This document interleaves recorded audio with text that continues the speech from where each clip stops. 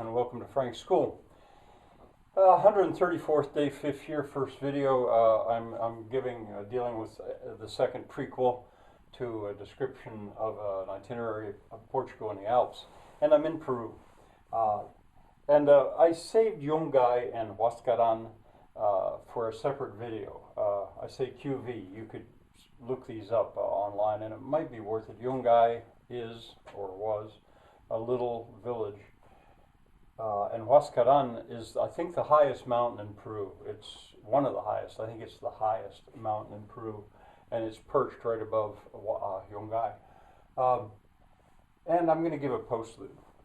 All right, I think I can do this. When we got there, this is 46 years ago, I think, or 45 years ago. So certain things I remember quite clearly. It must have been late at night, and it was clearly so beautiful, even if we got there late at night. Huascaran, that mountain with its snow caps, getting the setting sun from the west. The valley was dark. I remember that night had come to the valley. But Huascaran was lit up like a pink lantern with the sun hitting the snowfields. And that light was coming down, so the whole valley was in this pink light. It was really kind of unbelievable.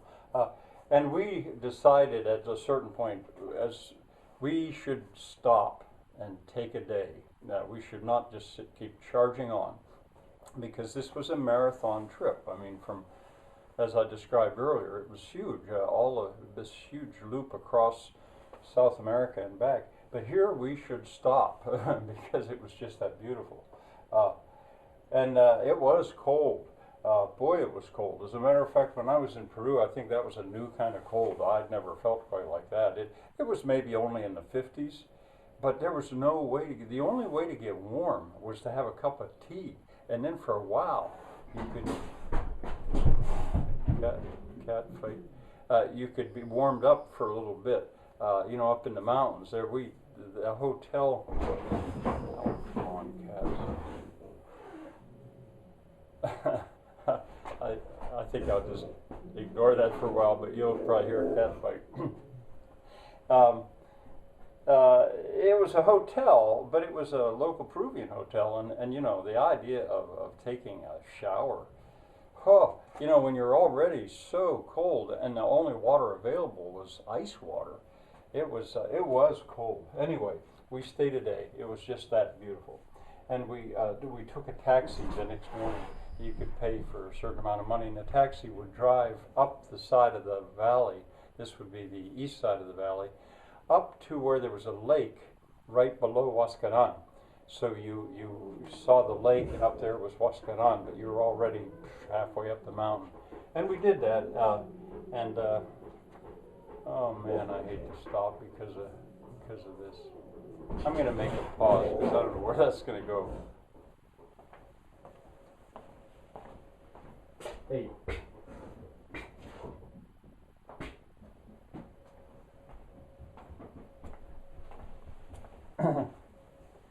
Well, we'll see if I can edit that out. Anyway, I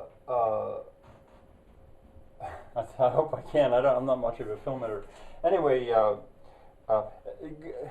beautiful, in a scenic kind of a tourist way, you might think. But I saw mountains like I'd never seen before. I always loved mountains. They're probably going to start again. I'd always loved mountains, but I'd never seen mountains like these. And treeless, almost treeless, and the space across the valley between the mountains. Now, later I saw stuff like that in mountains like that in Switzerland. Beautiful, which you might expect. Perched fields, I'd never seen that before either, where the fields were on the sides of these mountains, and I say they were perched. They certainly weren't terraced like rice paddies, but they were terraced.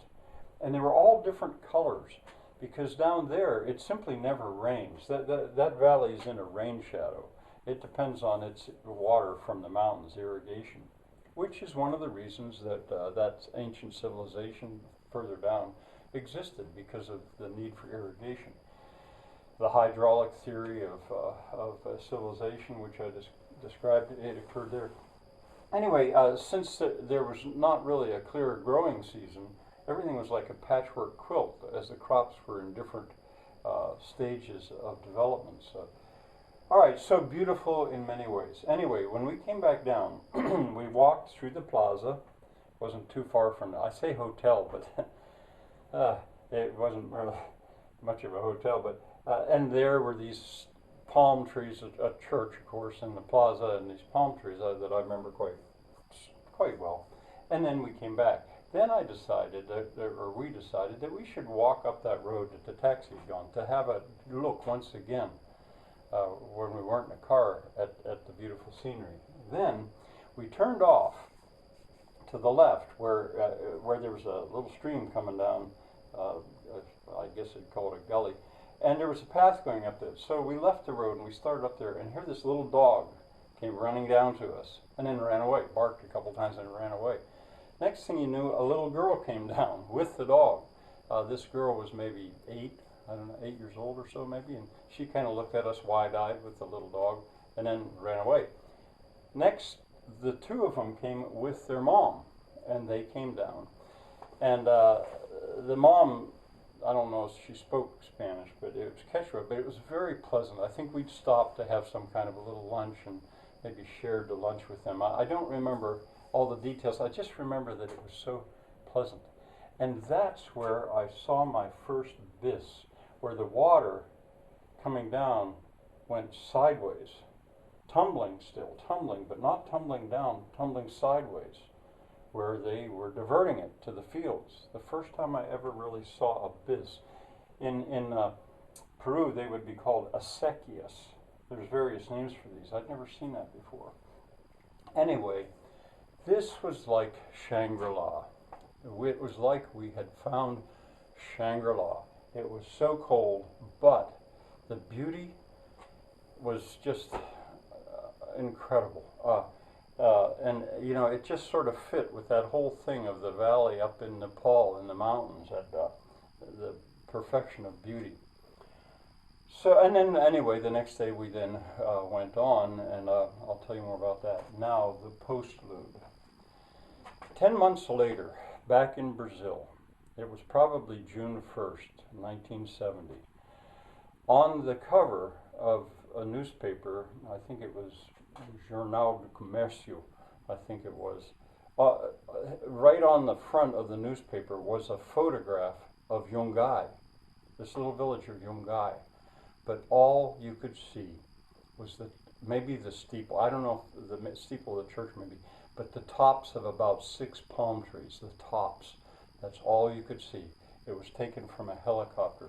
What had happened was Huascaran, in an earthquake on May 31st, 1970, an earthquake caused a huge chunk of Huascaran to break off, and it came roaring down the valley.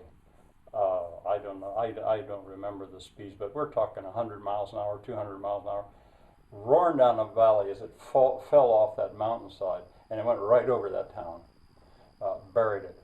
The figures vary, but it says 20,000 people died, 92 survived. How did they survive? Well, they were over in the cemetery across the valley where it was a little higher.